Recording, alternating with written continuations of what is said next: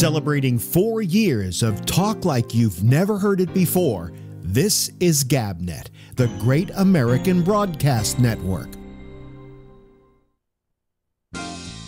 We're GabNet, and we've got you covered live 5 nights a week. First Tuesday through Friday at 9:30 Eastern, it's The Exchange. Harlan Ellison totally insisted that there were no sounds in space on Babylon 5. Watching it for 20 minutes will clearly show that there are sounds in space.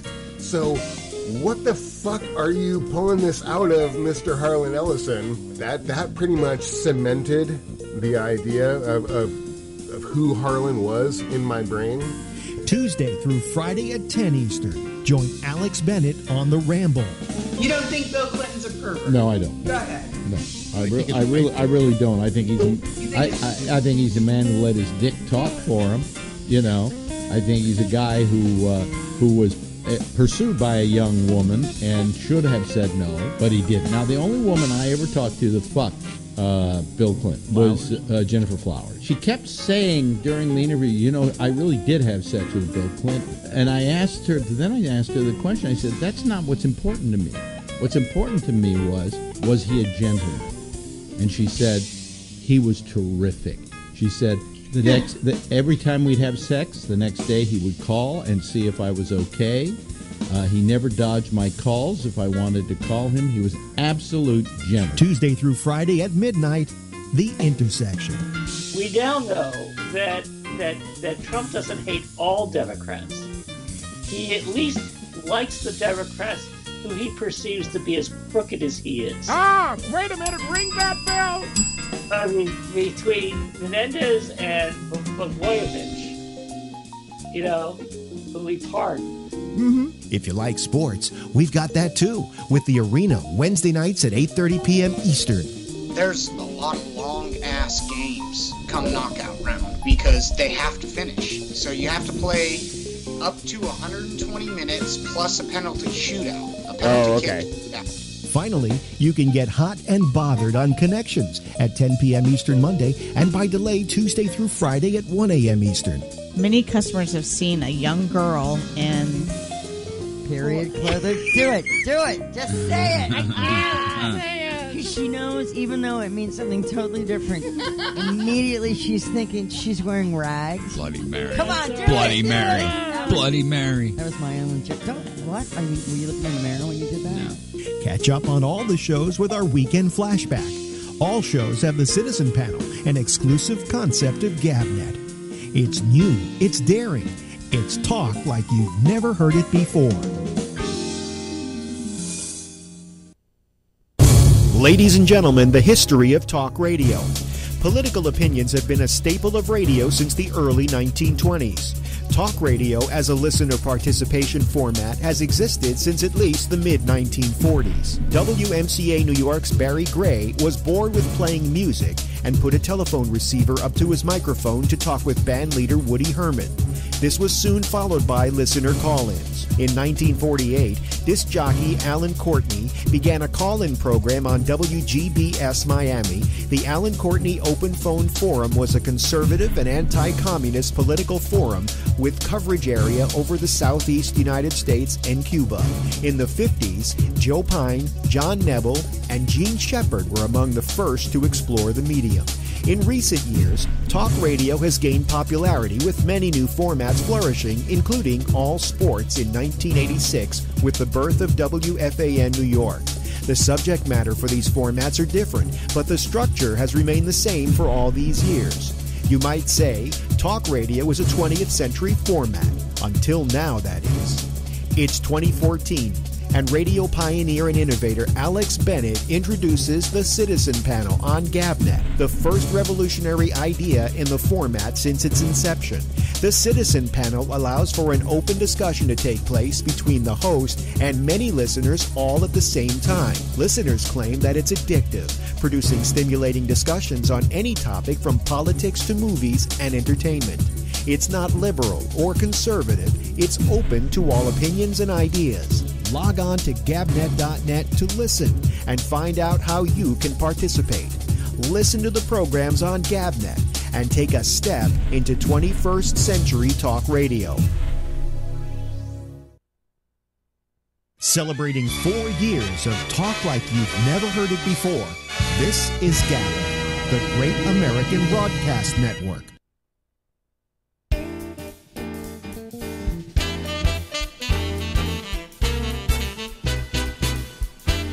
I don't want to sing it. Sing it.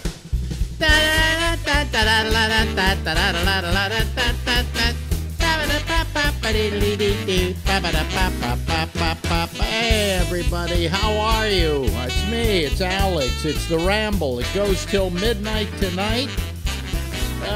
2 full hours of me trying to stay awake. I got my coffee. I think we maybe can do it. Been a little hard today. Been napping all day, on and off. I've been dozing off. Here's the reason why. I don't know what it is, but all of a sudden the weather changes, and I get what apparently is are allergies. My eyes are tearing. I cough a little bit. I have to put this cream in my eyes because they're tearing so much, and I just, it's miserable. So what I do is I take a non-drowsy thing called Allerclear or something that I got at Costco. It's non-drowsy allergy relief, okay? I don't think, now tell me if I'm wrong, that there is such a thing as non-drowsy allergy relief. Because every time I take this pill, I get drowsy. And I can't figure out for the life of me why, but I do. So I took the pill today because I wanted to just stave off the possibility of getting too much of this allergy, although my eyes, you're going to see me rubbing my eyes, you're going to see me blowing my nose throughout the night, but nevertheless, it does help. But I don't know how much. Okay. I have this other stuff. What is this? Wait a minute. Hold on a second. I'll show you. This is, you remember Flonase? Hold on a second. Okay.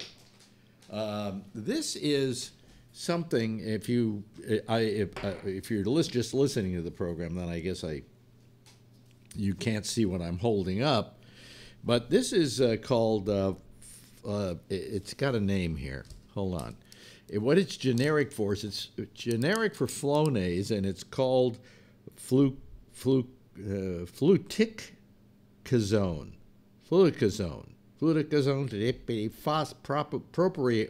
Anyway, it's the same stuff that's like, it's the generic version of whatever, of the, nose spray, the Flonase.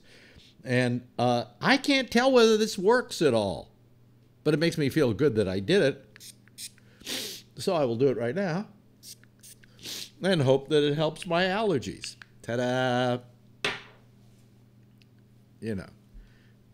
You should look back here. I've got an absolute cornucopia of medicine behind this screen here. Let's see here. Here's my gabapentin I've been taking. Here's some stuff that Phil sent me. Eargene for ear lotion for making your ears feel better. I've got, here we go. I've got sugar-free Halls, right? And then behind that, I've got Coldies.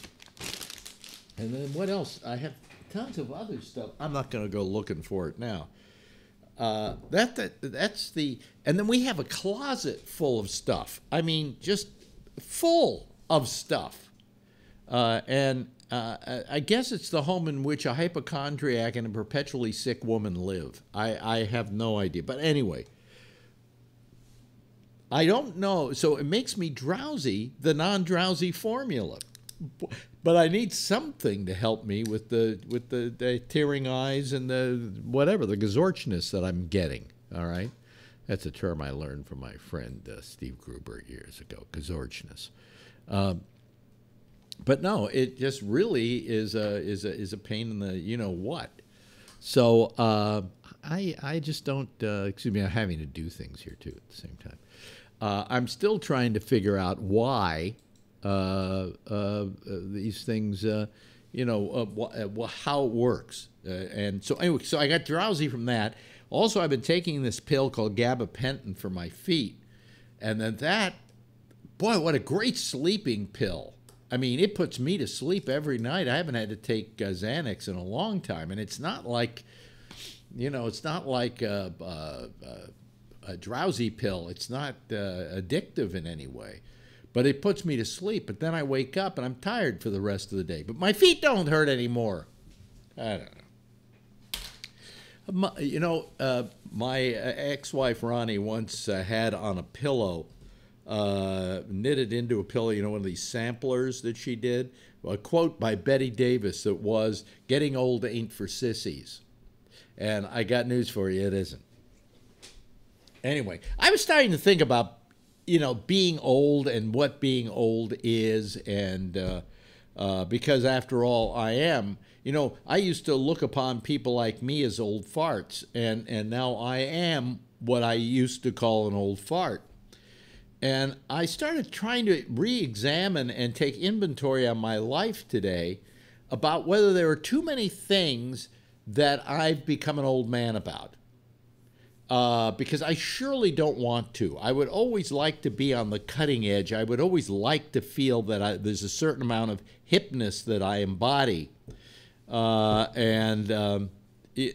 Just hoping that I have that ability. But apparently, I think maybe there's part of me that's really old fart. Because I mean, I'm griping about things. I'm finding myself saying these kids today. I haven't said get off of my lawn yet, but I probably would if I owned a lawn. I don't have a lawn, so I can't say, you kids, get off my lawn. And kids don't hang out in my foyer, so, I can't do that one. But I begin to think about, when there are, am I not into the new stuff, And when I, I listen to, I'll tell you the oldest guy I know, okay? And he's going to hate me for saying this. Jack Bishop is the oldest guy I know. Because every time I tune into his program, which is a great show, by the way, and if you haven't heard The Intersection, it comes on right after my show. It's a lot of fun. Jack's a lot of fun. But he talks about nothing but old TV shows and how his favorite show right now is going back and watching old Perry Masons or something like that. And somehow, and I hate to say this if you're listening, Jack, those TV shows sucked by comparison to what we have today. I mean, we have some really good stuff now. You talk about the golden age of TV. What was the golden age of TV? The golden age of TV was, let me see here, I Love Lucy. Have you gone back and watched I Love Lucy lately?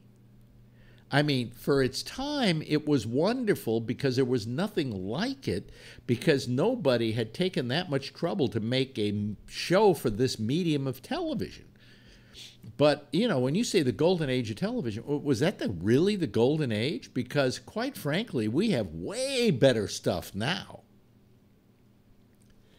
But, he is, in that respect, he's an old fart. He talked about, and I love Gunsmoke. Gunsmoke. If you're listening, Jack, this is going to really annoy you. Gunsmoke, I have never watched an entire episode of Gunsmoke in my life. Not that I haven't tried, but even when I was a kid and it was a new show, I couldn't watch it. I found it boring. Were there old shows I really liked? If I were to show you programs that I felt I could show you today, and they would be as funny and as with it as any comedy we see today, I would probably point to your show of shows, which was a show. Now, you people don't know what I'm talking about, most of you out there, but it was Imaging. It was Sid Caesar, Imaging Coca, Carl Reiner, Howard Morris. It had writers on the show like Mel Brooks and Neil Simon and Danny Simon, his brother. And who else on the show was writing on that show? A lot of people, a lot of very famous people. Larry Gelbart, people who later went on to do other stuff and become very well known either in the theater or otherwise. Mel Brooks movies and so on.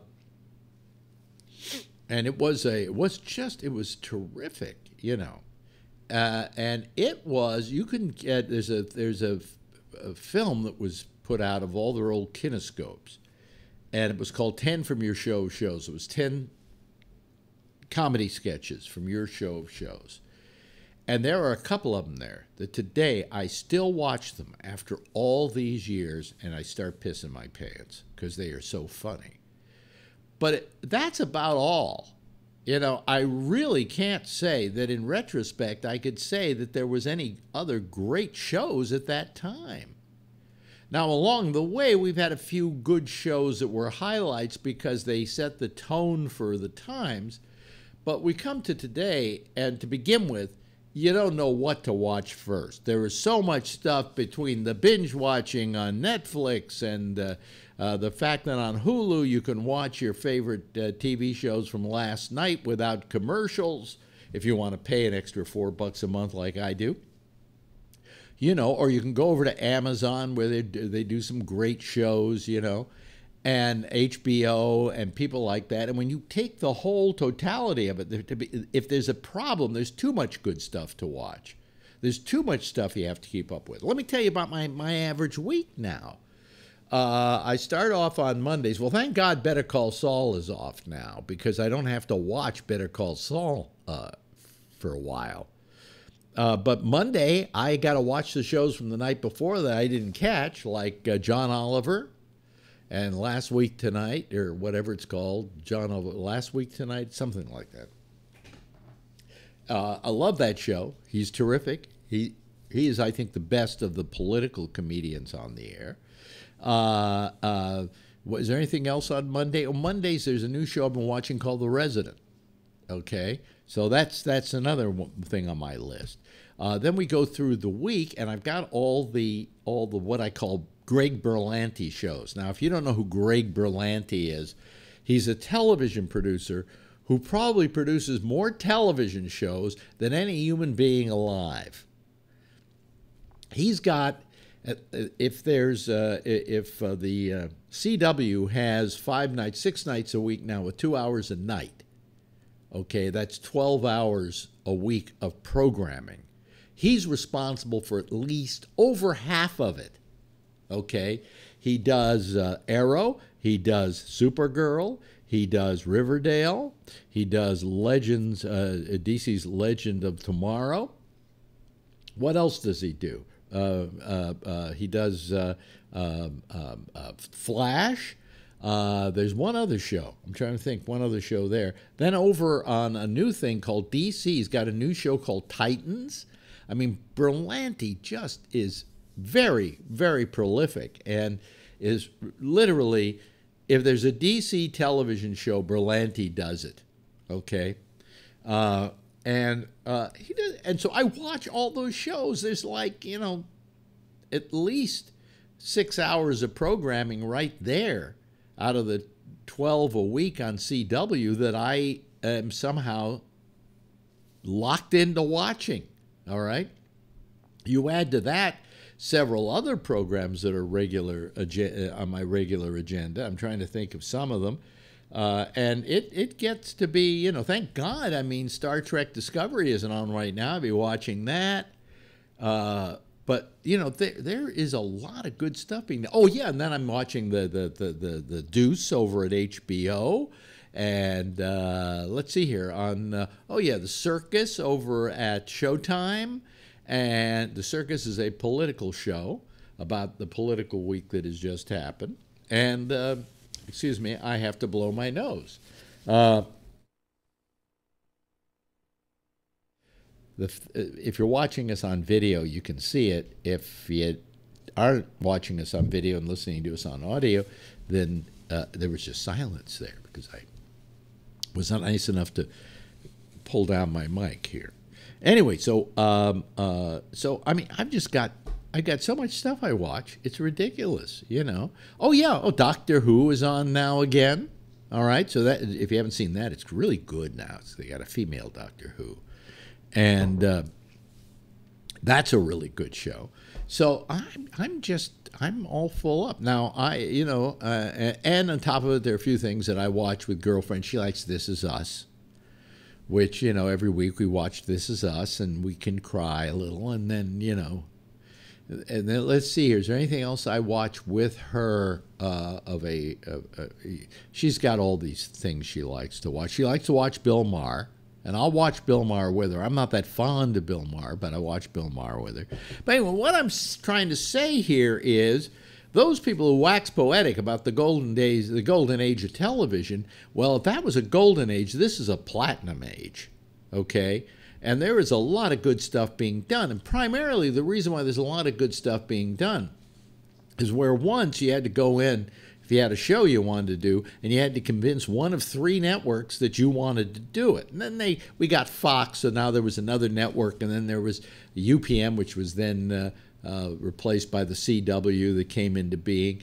And so consequently, we had all these networks. But then, you know, and so if you were going to pitch a show, you at least had a little wider variety of places to go to pitch a show. But then all of a sudden, Netflix came along, and all the cable channels started producing product. And so now you had this cornucopia of outlets in which to sell your idea. And so in a lot of ways, a lot of really elusive ideas are doing well. Over at FX. FX does great stuff. They did the thing about J. Paul Getty. You know, the kid being kidnapped and getting his ear cut off was a great series. They do Fargo. That's a great series. What's this one I was watching? The one about the very weird one. The couple of weird shows they put out too. There was a great show about the ghetto called Snowfall, about this kid. It was done by the guy who did Boys in the Hood, and it's kind of Boys in the Hood 2.5. And it's all about this kid becoming a drug dealer. And it's a great show. It is just, I sat there watching it going, you know, this is the platinum age of television, because these people who have this weird idea for a show can find someone who will do it. And usually FX is very good at that, all right? Legion is the show I was trying to think of. Legion, I don't know how they sold the show. It's a Marvel show, but it's the weirdest thing you've ever seen in your life. In the golden age of television, you never would have even seen Legion exist, you know. So if that was the golden age of television, if My Mother the Car was the golden age of television, this is the platinum age of television. And there's a lot out there that's really good. There's a lot of crap, but there's a lot of good. In fact, most of the crap winds up on the networks. For some reason, they haven't gotten away from procedural detective dramas and things like that, you know. And about the only procedural I watch is The Resident, because it is so into preaching about what good medicine should be and what bad medicine is, and the difference between the patient's well-being and the profit margin of the hospital. And that's the constant theme of this show. So you know, I think you should watch it if you haven't watched it. It's called The Resident, and the characters are good, and the acting in it is very good, and you know, it's a little better than your average procedural.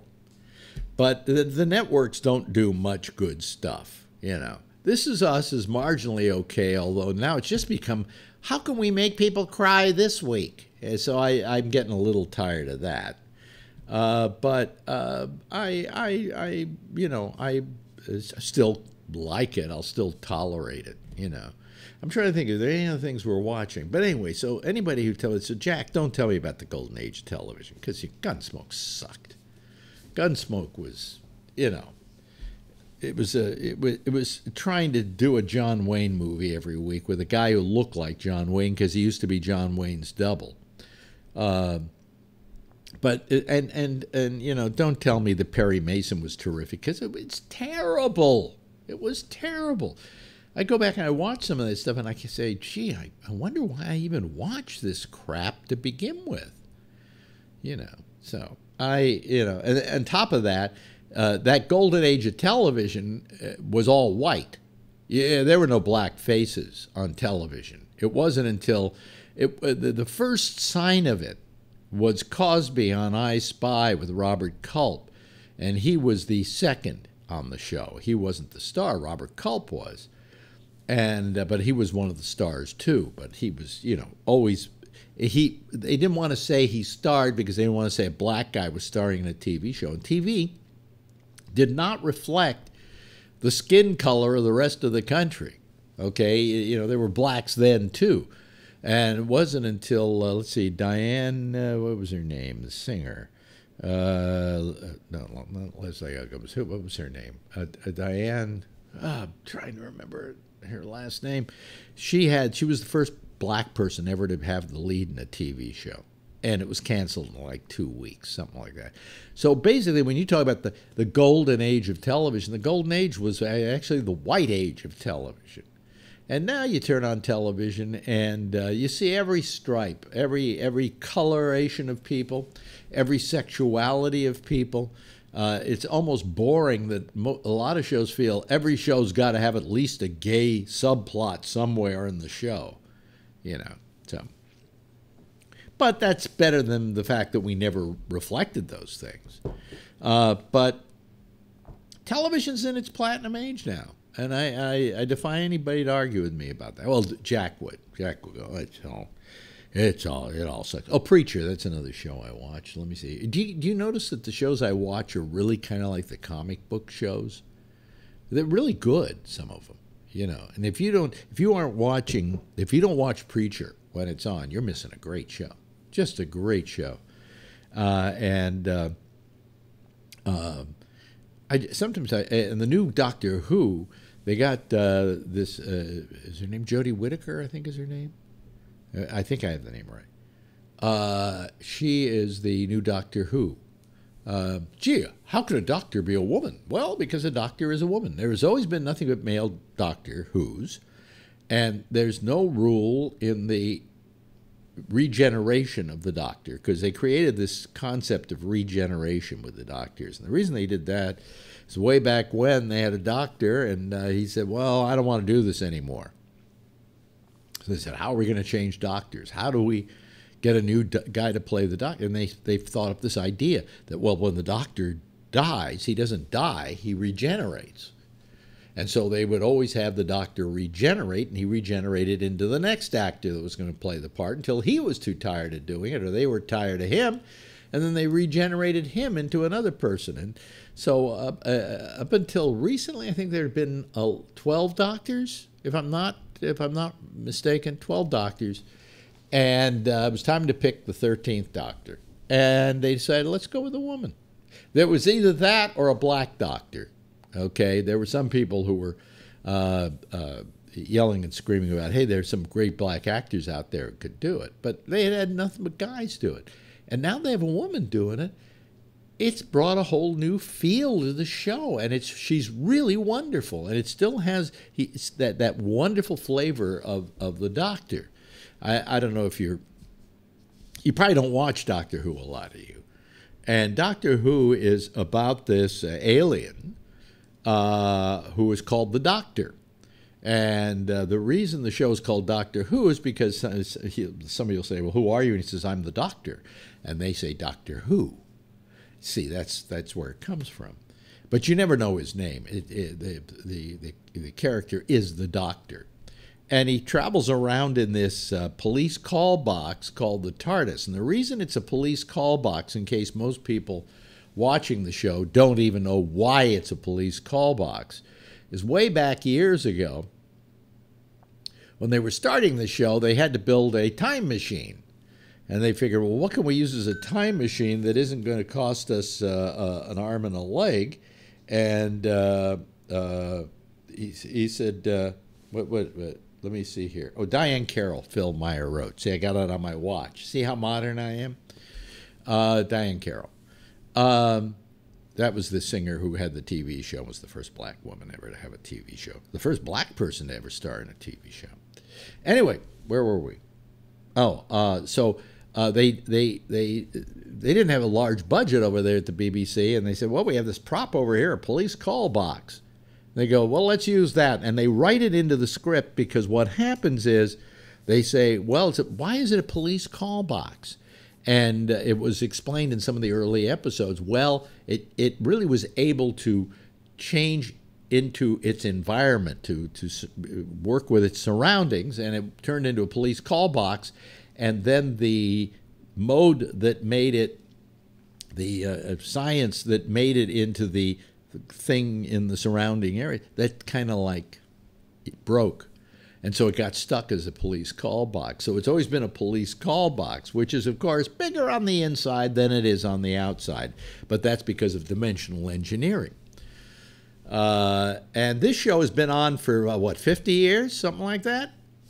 Just has kept going and kept going. I remember when I went to England the first time, when I was in my late 20s or something, the whole country would stop on Saturdays because Doctor Who was on.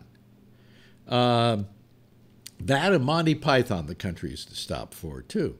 So this show's been going on forever, and in the latest metamorphosis, they've chosen a woman to play the role, and good by them, because it really works. It really, really, really works.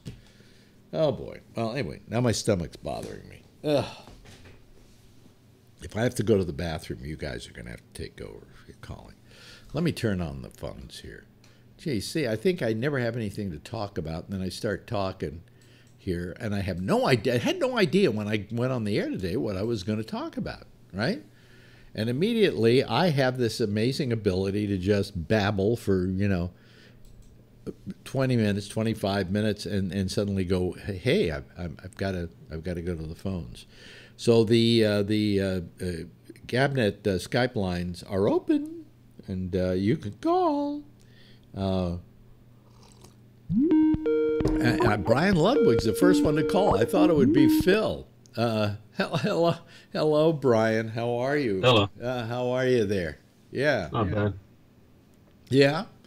I'm the only one. You're the only one. Well, here comes Charlene Martinez. So far.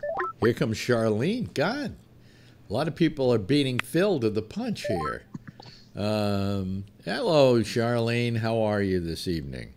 Guess what? I got one of those, the thing that Rob has, but I got the XS Max because I like a big phone. You got the I like it. Thanks for telling me about the facial recognition. Because I hate passwords, and it's wonderful, right? The facial recognition is terrific. I don't know. I've seen the large one, and I kind of like it, but I don't know if it isn't too big. Well, I'm out here in Jersey, so I can have this big ass phone, and Why did you decide? Why did you decide to put out that kind of money to the phone, or did you buy it with the monthly payment thing? I had to do that monthly thing. Yeah, well, and you know what? I think it's going to cost at least $1,000 for a phone in the future, right? What do you mean? That phone you just bought is $1,300. Oh, I know. Yeah. It's going to be expensive now. Phones, not $500 anymore, right? Oh, you remember when you used to be able to buy them for a couple of hundred? Yeah, if you want bells and whistles and all that. Yeah. Because I love a new phone. But now the new way you have to buy it, they don't let you buy it any other ways. It's built into your monthly charge. And what I found was my monthly charge didn't change from when I had bought the phone for $500. Mm-hmm. So they have now worked it all in. So it's, it's okay. Like a car. Yeah. It's all in the financing. And hello to Phil Meyer. Good evening, Phil. Thank you for, see, I got it on my watch when you wrote me. That was pretty cool. Yeah. My watch went ding, and I went to see what it was, and it said Phil Meyer, and I went, oh, he's not going to be able to call tonight? And then I was disappointed when I found out that you actually had some information for me. So. Well, not a problem. I listened to part of the show last night. I had my photo thing, and again, it was an easy first place win. Who are these people who are using Kodak brownies that you're competing against? Come on, I could take better pictures than you. Have you ever looked at my pictures? Yeah. I've seen a few you send around. You know. Yeah. They're fine, but I happen to be better than you are. What's that song? Nobody's better than me. You know. Anyway, yeah, you're very competitive. No, I'm not. I just know I'm better than you are. Well, why don't you submit some? Just email them to me. I'll print them and I'll enter them, letting them think it's mine since I'm a member, and we'll see how they do. Oh, really? Yeah. So I'll give you the topics. You know, it's either it's nature, it's creative, it's monochrome, color. They have a number of different topics. Mm-hmm. And so each month, for instance, what I submitted yesterday was nature. I had some pretty good shots of some elephant seals that I'd spent 2 days down in Cambria, which is in central California, shooting these elephant seals. Yeah. And, you know, I had a 600 millimeter lens, and I got some good shots. Don't you feel, though, Phil, that you're kind of acting the bully? How's that? Well, you go to these things, and every week you win. You know? Yeah. Yeah. Don't you feel like a bully? Well, yeah, there are some guys there that are in the higher elements than me, because, you know, the first year they put you in basic. And so I'm in basic. But there's these guys that are in masters that are phenomenal. I mean, and some of these guys, it's a retirement community. Some of these guys travel. Really? Oh, you got to beat up on old guys. Old people, just like you. And some of these retired guys, they have so much money that what they do is they spend their life traveling, and they hire guides to take them to see where the best shots are going to be. They hire, you know, the top photographer in the area, and they say, take me to, you know, the places where I'm going to get the best shots. Yeah. You know, and some of these guys are spending thousands and thousands of dollars. Phil, that's disgusting. Yeah. And I'm up against, you know. Like that could pay somebody to. Plus, bottom line. Senior citizen master photographers. Yes, Brian. What? Bottom line is, Phil, you're following the rules, right? Down to a T. That's right. Yeah. Exactly, Alex. So who fucking cares otherwise? Well, I still think he comes back and he goes, I won another 10 awards last night at this thing. I'm thinking these poor people, they're like getting. He's like going in and he's like. I prefer to allow my actions. He's like pimp slapping. There's one other benefit to this, is that after you win, then it goes to another group of that competes against 14 clubs in Northern California, and so. And I've taken some firsts, some seconds, some fourths and fifths, but it's against 14 other clubs. How have you done there? Just in California? I've taken in Northern California. Have you won first in those? Yeah, a couple of times, but especially for some of my journalism stuff. But and some of my sports stuff. But if you go to n4c.org. n4c.org. SEC or C? And C is in cat. Yeah. And you can see most likely what I'm competing against in the Northern California clubs.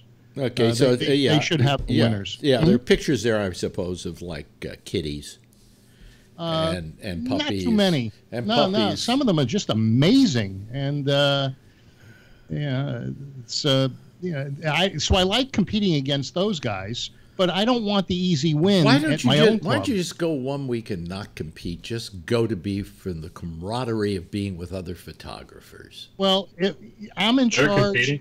No, because you like beating up on these old men. Yes, absolutely. And women. I don't know if they're women. Jeff, just give me some old guys to pummel. Are those other guys not competing, though?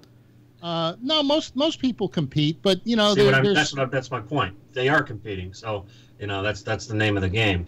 Also, let me ask you another follow-up question, Alex. Do you still think you're better than him photography-wise? Oh yeah. Then be like Stephen King said this Donald Trump in regards to Elizabeth Warren.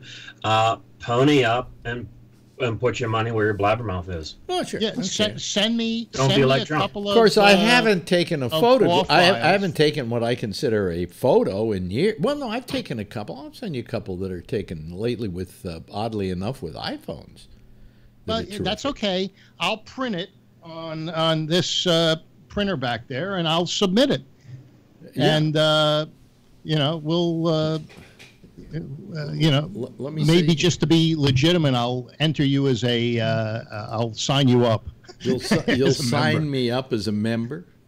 Yeah, this way I can let me see submit here. it. But I was a photographer. Yeah. In the 80s, I had like what was it, 35 millimeter, but it was like you push the button. It was just a regular tourist camera. And I never knew I was a photographer. I wish I would have realized that.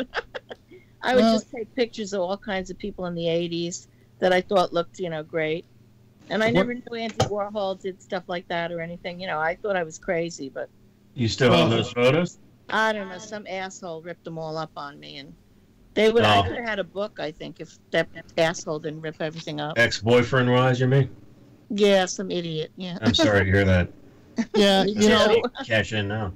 I kept some of my negatives, and there was a point at which I used to print, and if I printed it, I wanted to throw away the negative because I never wanted another one. I wanted it to be an exclusive print. And I really feel that I made a big mistake because I threw away some great stuff. And I found one of my negatives the other day of Jack LaLanne, and he was probably 80. When I took that shot, probably looked 50 or whatever when you took it. Yeah, and it's a black and white, but I'm going to digitize it and print it, and because it's on film. I would like to see that one. Yeah, it was. That was a very interesting shot, and he let me take it. And it was pretty cool. Yeah. But what I do now at this club on the Wednesday meeting is I'm in charge of the photos. These guys have different people that do different things. They got a president. They got the guy who does the projection and so forth. So they con me into being the guy that takes the photo, they got organizes you them. working. Yeah, they organize it on the table and put it up on the viewer in front of the judge. And then I found out that I had to do a download all of this stuff to. So anyway, now I'm committed for a year to being at these meetings, regardless of whether I download something or not. Yeah. Okay. You find any photos, Alex, that you don't have a tree growing out of your subject's head, hold on a second. or a tree out of a subject's head? Yeah, you know how you take a picture of somebody and they're standing in front of a tree, so it looks like it's growing out of their head, or a pole, or. Well, hold on a second. I'm getting some stuff. I'm sending it to you. Okay. Oh, wait a minute. Hold on over there. And where's that other one? Here it is. Here's my favorite. I've seen photos like that where material or where mistakes like that were noticed and were capitalized on. For example, one where a guy, a hipster-looking dude around my age, or maybe a little younger, he's in a beach and he's acting like he's pulling down his swim trunks. You see rainbow come out of his cock area. Mm-hmm. It's hilarious. The other one where the guy, I guess they were gay and his boyfriend's taking the picture. He's a dark-haired guy, good looking guy. Again, around my age, maybe younger, maybe a little older, and it's in the desert Southwest. And he's leaning back, and it looked like the cactus is protruding from his crotch. Mm-hmm. Yeah. Phallic symbols. Yeah, I just sent you some, Phil. All right. Just a few samples. Okay. Let me. I'll look. Yeah. Mail. All right. Yeah. No, it's not mail. You don't look at the mail. You look at your Facebook. You sent it to the Facebook Messenger. Messenger. Okay. Mm-hmm. Oh, 5 photos. Yeah. Okay. Yeah. Yeah. Oh, that's interesting. The squares. Yeah. That's recent. That was taken. Yeah. I wish I could show everybody the pictures, but in order to get them loaded in here would take forever. So. I bet you took some interesting photos, Alex, of the horses where you and your girlfriend went. Yeah. Your wife went. Yeah. That one time. What happened to the toes of the woman toking in the closet or whatever? I don't think there are toes on there. Yeah, I know. They cut them off. Yeah, cut them off. That's okay. Yeah, I guess, If you look closely, what's in the skirt? Dog. Yeah. That's very cool. Yeah. So this is street stuff that you did? No, that was shot in Ibiza years ago. Yeah. It's a woman. Basically, street photography, right? What do you mean, basically street photography? You were walking around. You were just shooting. Yeah, people. you can hold the photos up so people setup. can see these. She was a Sufi dancer, and that was she lived in a tower on the hill in Ibiza. And in that case, she was down at the house below, and there's show that other shot where she's on the rock. This is a great shot too. Yeah. I like the way you've got the mountain behind her. Yeah, yeah. Well, that's great. Yeah, yeah. Okay, excellent shot. I win, Phil. It's not black and white. Yeah. Okay, and let's see what else you got. Of course, this is a good looking shot. Yep, that's just a simple shot. Yeah. Yeah. Yeah. That's really nice, yeah. And this one's very artistic. That one, I took it with my iPhone. I did it up at in Vermont at the museum they have up there. And there's a boat. If you look, there's a boat in the window. Reflecting? Yeah. Oh. It isn't just the window. But show them if you can. Oh, yeah. Okay, let me enlarge it if I can. Yeah.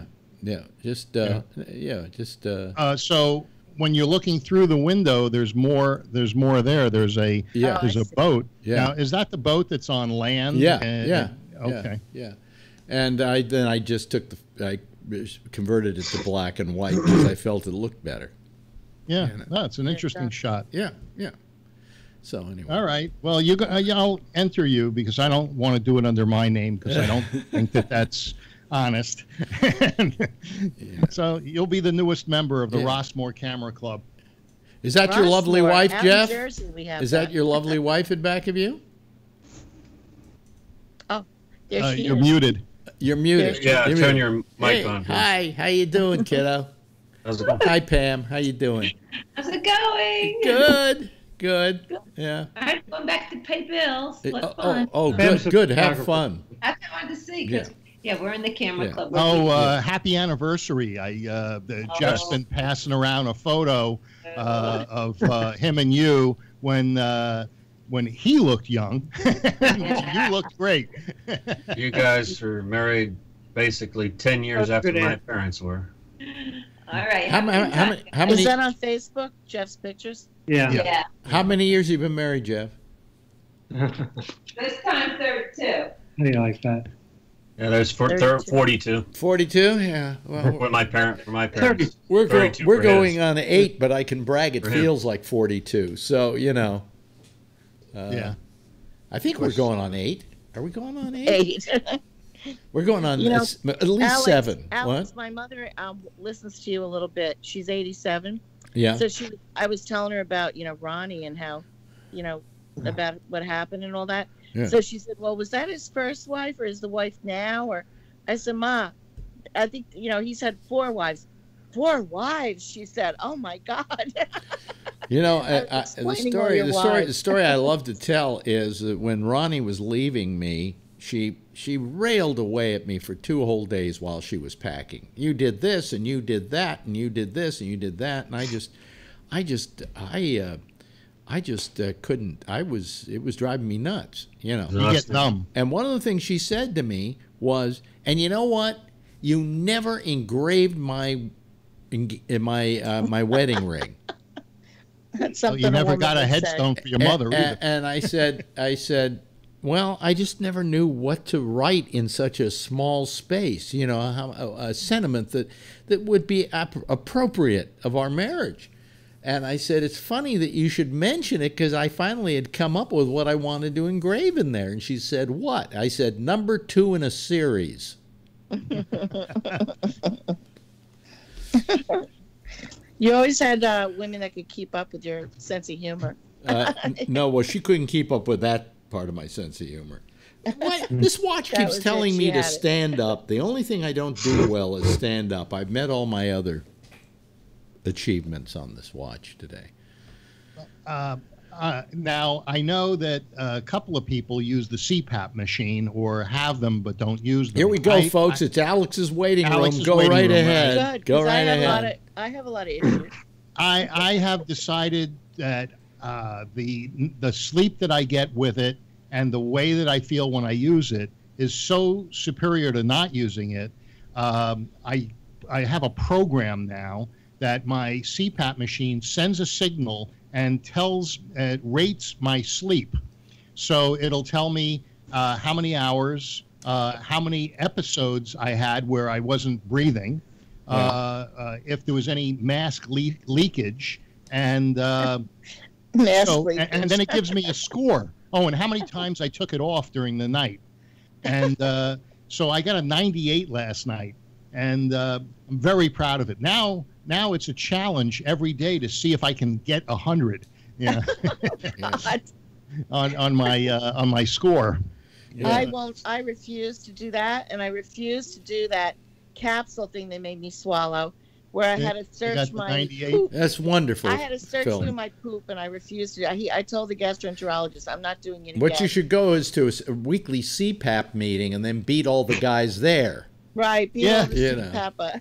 Yeah, I got a 98 on my CPAP machine. Oh, yeah, I only did a 90. You know, when I was going to school in Miami, I'd hang out at the pool, and there'd be all these old people talking about the size of their scar from their operation and, what doctor they're going to and so forth.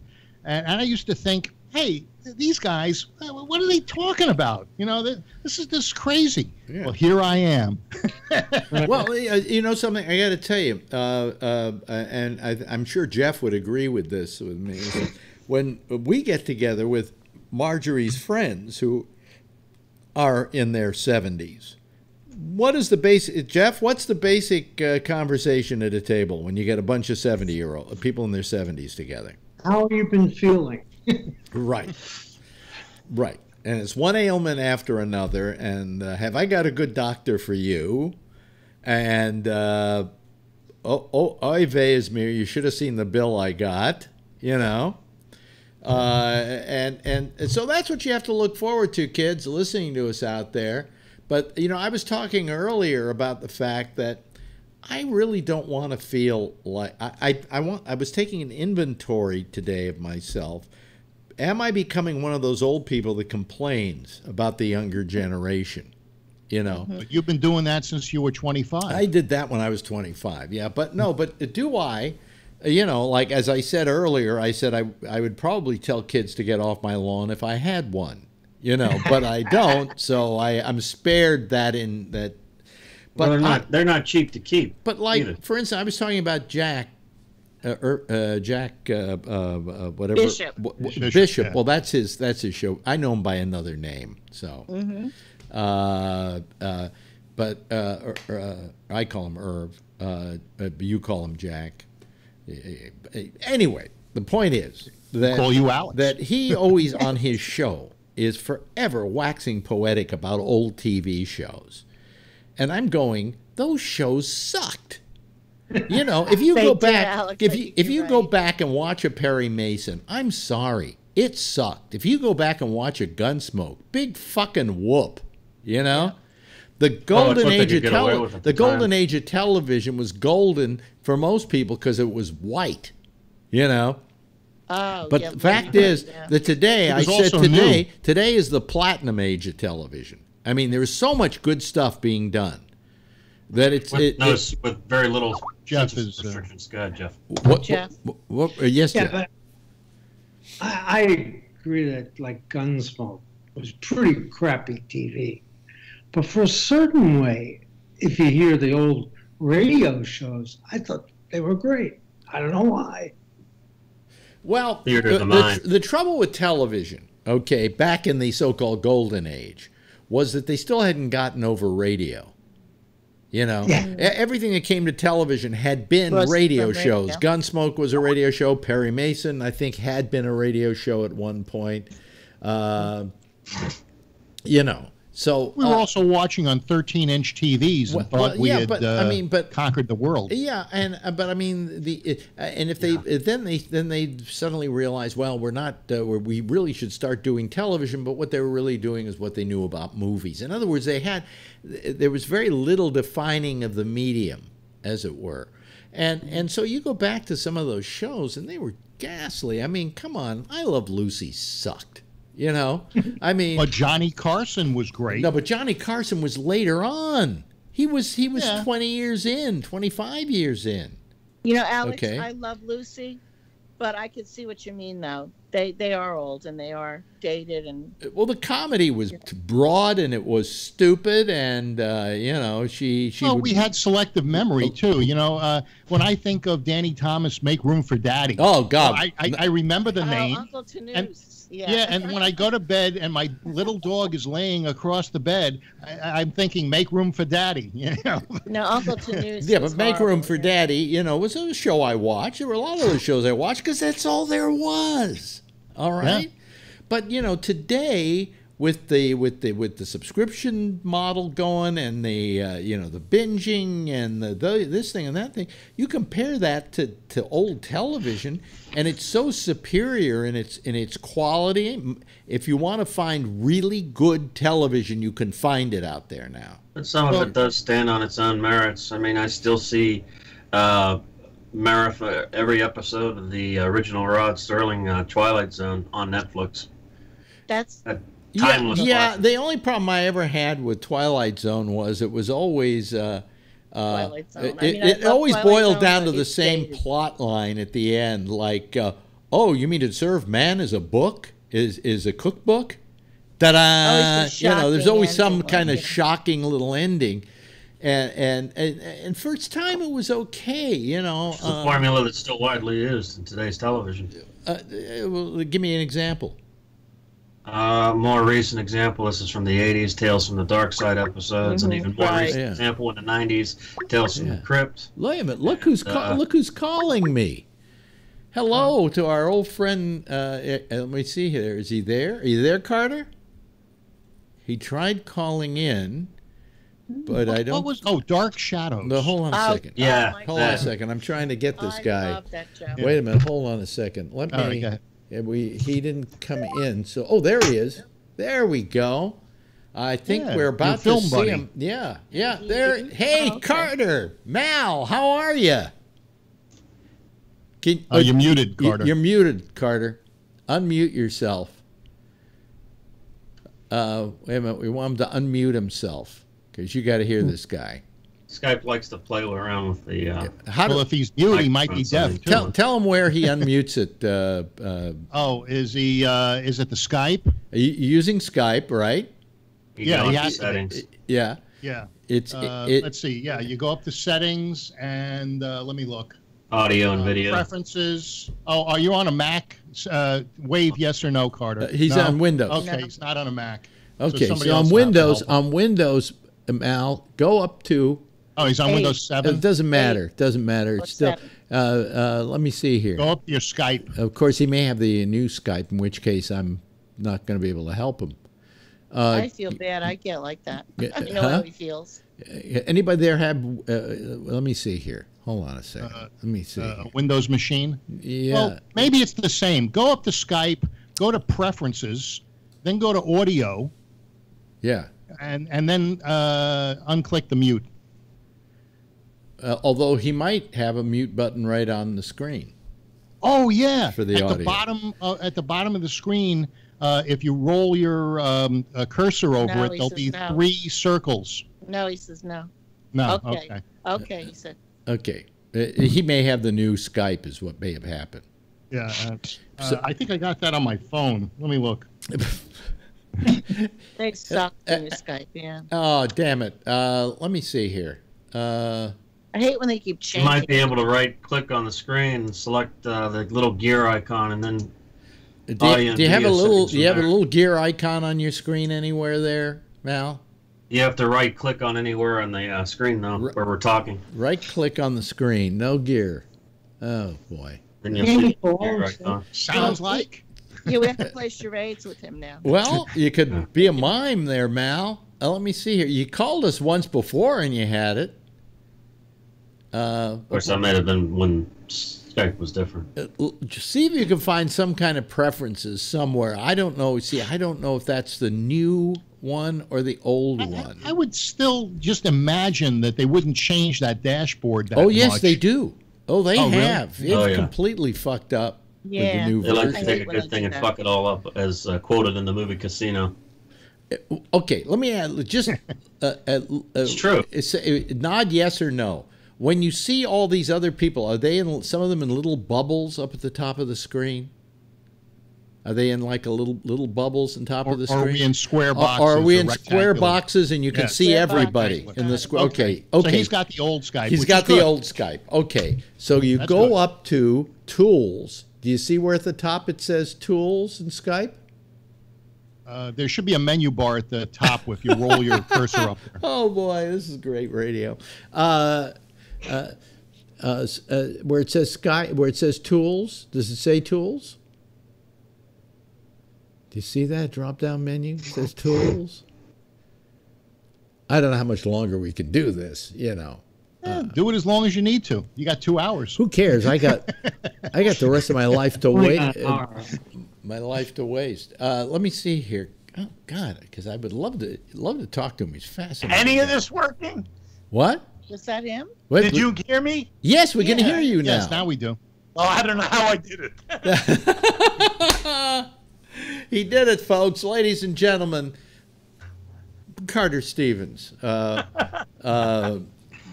in the halcyon days, in the good old days, in the golden age of porn, was one of its premier directors.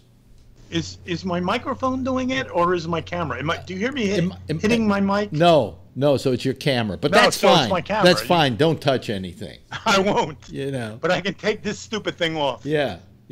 And folks, Can that's you hear us without it? I can't hear you then. Yeah. Well, that's what's so great about this program, folks, that every now and then somebody can't get something working, and we spend a half hour just getting them to get it So to work. in the future, Carter, if you go back into wherever you were and you choose the microphone instead of the in camera or in computer mic, there'll be a drop down list. Yeah, and you actually, choose the one you want.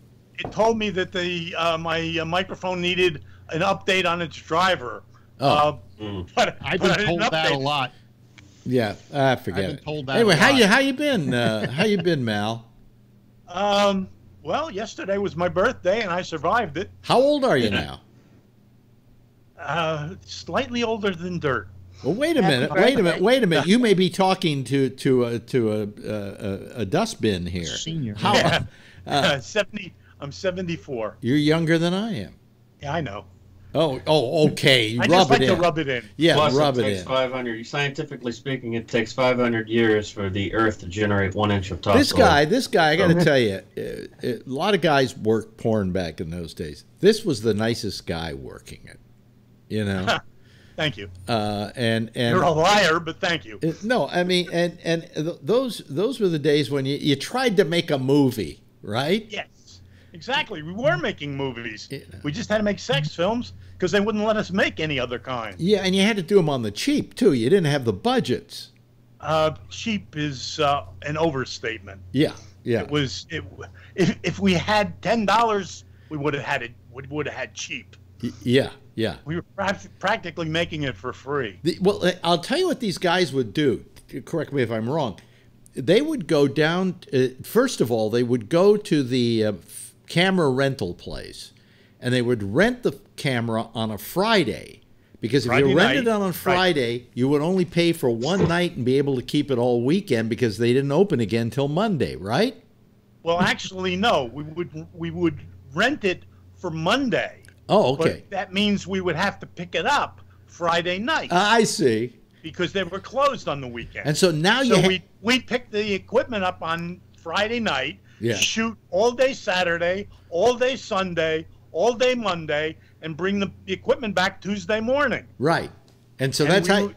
in 3 days we would shoot a whole feature. Right. Sometimes 2 features in 3 days. And then, so really, this was a weekend business for the most part. Yeah. And then another cheap thing they used to do was you used to go to the, I don't know, wherever you bought your film from, and you bought what was called film ends. Yeah. Explain that. Short ends. Short ends. Regular films were shot on big cameras that used 1,000-foot rolls. When they got down to 100, 200 feet, they would change it out so it didn't run out in the middle of a scene because there was so much money invested. So those short ends were later sold for pennies.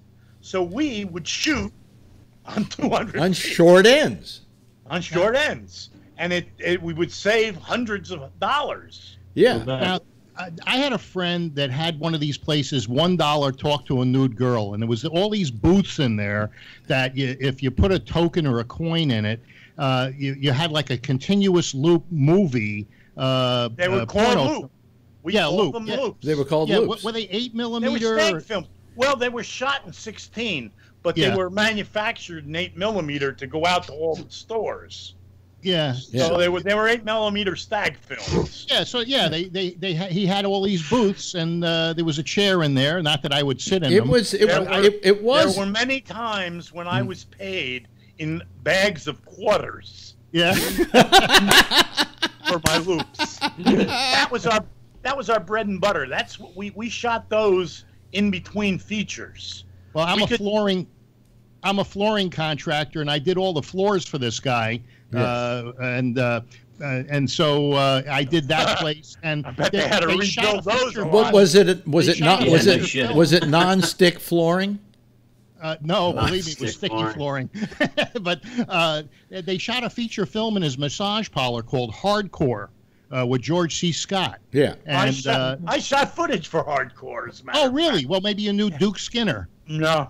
He owned Tiffany's Massage Parlor on Broadway in San Francisco. No, I was the New York boy. Oh. Yeah. I did one feature, Tinseltown, out in L.A. I was out in L.A. for a year. Otherwise, I was strictly New York. Well, I introduced Alex to Duke. We had dinner with him one night. Yeah, well, forget about Duke. Nobody knows who the fuck he is. Well, Alex ran the hell out of New York with his tail between his legs and hid out somewhere in the West Coast for a couple years till the heat died down and came back. No, it wasn't that bad, Mal. Come on. As a matter of fact, I'm surprised you ever came back. You were a star in San Francisco. Well, no, I'll tell you what happened. By the way, there are a lot of people not listening tonight. I don't know what this is about. Anyway, but screw them anyway. They're missing good stuff here. I did the whole Midnight Blue. I did the whole Midnight Blue thing and everything like that. And after a while, that made me. I don't know if it made me unemployable in New York, but I just couldn't get employed in New York. I also because I had a reputation of having been the youth guru and things like that, and you know, time had kind of passed me by, and they were so anyway. I found that in radio, if you left one town where you had a certain reputation, you could go to another town and create a whole new reputation. And that's exactly what I did by going to San Francisco, and I did very well out there, and I ran a show with comedians and things like that, you know. We had even heard of you in New York. Yeah, and then after 20 years or so, or 25 years had passed, and people had gotten sick of me in San Francisco, my friend said, come on back to New York. They probably still remember you here. And when I came back to New York, all of a sudden there were open arms like, Alex Bennett, you're a legend. You know, and I went, Jesus Christ, things certainly have changed for me in this town, you know. And so I managed to weasel another maybe 10 years out of work out of New York City. So, you know. And now we can't get you off our computers. But now you can't get me off your computers, exactly. But are you watching this show The Deuce on HBO at all? No, I don't get HBO. They called me, one of the associate producers called me about 6 months, a year before they actually started production and pumped me for about an hour on the history. Yeah. But from what creative producer. Yeah. Yeah, no, they contacted a lot of people. Yeah. They actually contacted Annie Sprinkle and paid her as a consultant. Really? For the Deuce. Oh. Yeah. Yeah. But I've never seen it because I don't get HBO. There's a couple I know. I don't steal it, so I'm trying to remember their names right now, but they've been kind of chronicling the history of that period of time, and the Deuce uses them. April and yes. April and. Oh, jeez. Yeah, I know. April's. But I had dinner with them because they wanted to they did a whole thing on Midnight Blue, and they kind of treated me like I was some kind of hero of theirs or something. Yeah, I did one of their first podcasts, and we still stay in touch. It's called the Rialto Report, folks. If you ever want to go, it's very interesting. It's fascinating. Go back to podcast. The reason I asked you, RialtoReport.com, I think it is. The reason I asked you about the Deuce was I wanted to see what your take was on how accurate they were, because what happened was it starts out in about 1972 and then it goes to 1977. Well, in 72 I was not doing Midnight Blue yet, but by 77 I was already well into it, and and so I felt they got it pretty good. What was going on. Well, they did, like I say, they did do a lot of research. They did contact a lot of dinosaurs. Yeah. For our, whatever we could feed them. Yeah. What they did with it, I don't know. Yeah. But do they still pay royalties for stuff you shot in the 70s? What do you mean royalties? Are you kidding me? We were outlaws. Yeah. And do you know what the retirement packages for outlaws? Jail. 0. Yeah. That's just about it. If you're lucky, if you're lucky, you get arrested and get jail. That's retirement. That's at least three meals a day. 3 hots and a cot. Where is this gentleman? They treat prisoners better than they treat old people in retirement homes. Yeah. That I can believe. Yeah. When I get ready, I'm going to get arrested. New York? She's asking you where you're located. Now you're down. I'm in the Poconos in Pennsylvania. Yeah. Oh, okay. All right. Yeah. I got out of New York. My God, 30 years ago. Yeah. Yeah. Oh, yeah. No, I've been living out here ever since. Yeah. But no, I do get some royalties because I got myself an honest distributor 40 years too late. And, it's alternative video, and they release a lot of my films on DVD, and they had me do commentary tracks for a lot of them, and they actually pay me royalties, honest royalties, and they did an incredible job restoring a lot of my films, which are 40 years old. I don't even have copies of most of them. Yeah. But they dug them up and restored them and put a lot of effort into them. Wow, they're available on Amazon. What, you just look? You just look? Like hardcore porn? Yeah. There's Most of it is. There's one. I have one film called Punk Rock, which is for sale on Amazon on the R-rated version. That's the only R-rated film of Carter Stevens that ever. I worked on a lot of them, but I never produced any of them, or I never had a credit. Just for grins, Carter, name some of the titles of your films. My God. Roller Babies, Teenage Twins, Honeymoon Haven, The Collegiates, In Sarah's Eyes, Hot Oven, Mount of Venus, Tinseltown.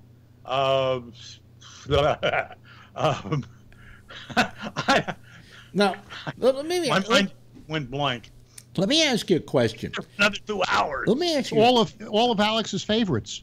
No, I know all these films because I knew them at the time. In fact, I have some of them on my computer here because. Unfortunately, they're on a lot of computers because they're on a lot of these. Some women I knew were in those films, but you and I both. Your stuff, but I won't get into those details, Alex. for your own sake. Well, it's interesting. There's a woman by the name of Kristen Bell. Is it? She's an actress, and she was the voice of the princess, not the ice princess, but the sister princess in Frozen. And Kristen Bell was griping about the fact that she finds that some of the Disney characters have to be explained to her daughter. And the one that she brought up that I thought was so telling was she said, I don't know what to tell her when it comes to Snow White, because at the end, Snow White gets an unwanted kiss. And she was passed out, so he was taking advantage of her. Mm-hmm. We have to admit that. Well, in Palo Alto, will get 3 months. Isn't that what they gave that kid? But how do your films hold up, Carter, under the light of say Me Too or today's revised morality? Oh, very well. My releases. My films were number one, yes. They were all voluntary, and I had to pay the bitches. No, seriously, 90% of my films were comedies because I think sex should be fun, and my films did represent that. So there wasn't any rape, there wasn't any hard kind of action. All your stuff, all your stuff very was light comedy. Yeah, your stuff was frisky. Is that a good way to describe it? No snuff films. Yeah. Actually, I rented my studio to Alan Shackleton, who was the distributor who produced the last 5 minutes of snuff in my studio. Yeah. Oh, God, I thought Alex said that there was never really any snuff. There was never a snuff film. There was never. It was bullshit. It was total bullshit. Matter of fact, I was called in. I had been arrested by the Moral Squad, New York, at one point, and later on, I was approached by them to look at some so-called snuff films and give it because they knew I had my degree in photography from RIT, and they asked me to take a look at these films, and the ones they showed me were so obviously phony. Yeah. And so they never really found a real snuff film. I'm sure some were made, especially in the video era, but they're made by murderers. Well, no, but wait a minute. But let's go back and look at this. What I was told is that the whole notion of snuff films was created as a way of discrediting the entire porn industry, and that in fact they didn't exist. Al Goldstein once put up a bounty and said, "I will give $100,000 to anybody who can bring me a real snuff film." Yeah, nobody ever came and nobody ever did. 99%. Still to this day, nobody's ever really come up with one. Yeah. But the whole point was that Alan bought a terrible, terrible film that Roberta Finley and her husband had made in South America called Slaughter. That was so bad it couldn't be released. Like a biker film or something, right? It was a takeoff on the Manson family. Very bad takeoff. But it was so bad it couldn't be released. But when all this publicity came out about snuff, Alan rented my studio, brought in a director and a crew, and they shot a 5-minute bit where the girl is supposedly killed on camera. They chopped her fingers off. I saw it. They chopped her fingers off. With the they cut off her hand with a little jigsaw, which I still have to this day. Texas Chainsaw Massacre. But the whole point was that he put this 5 minutes on the end of the film and then released it saying, "Is it real?" Of course, it was bullshit, but it got so much publicity. The day it opened, a lot of people. The day it opened at one of the most prestigious theaters in New York City, there were pickets outside. women picketing like crazy. I called Alan, and I said to him, "How much did the pickets cost you?" And there was like dead silence for a minute, and he said, "Nothing. I didn't hire them. I was going to hire some, but they showed up. I don't know who they are." Well, here's the thing.